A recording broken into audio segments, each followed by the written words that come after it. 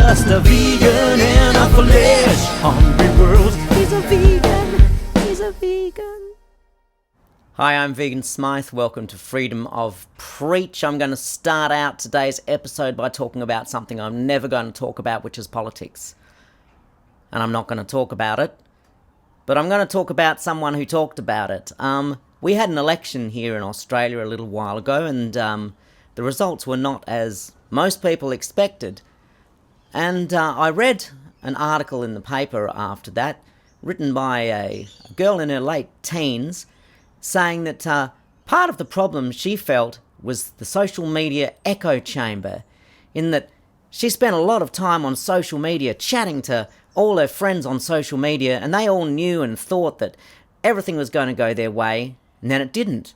And her point was, she was shocked, because everyone she knew thought things were going to go one way, and they didn't.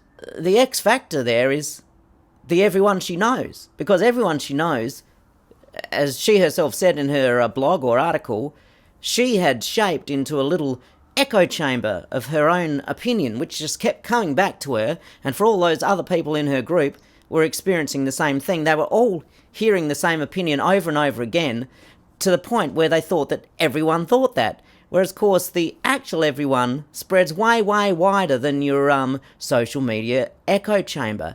And I have noticed that there is a tendency for the same thing to happen amongst animal rights people.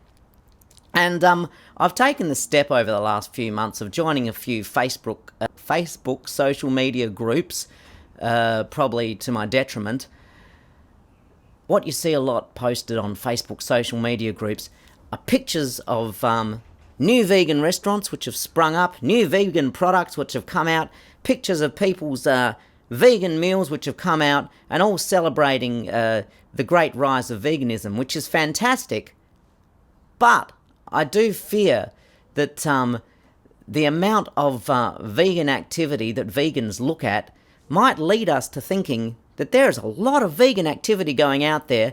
And actually, I was at the launch of a very famous animal rights film when it came out, I guess about a year ago now, and one of the speakers got up and said, "We are on the cusp of a vegan world." I suspect that person was caught in a social media vegan echo chamber, because that's the only reason you could think that.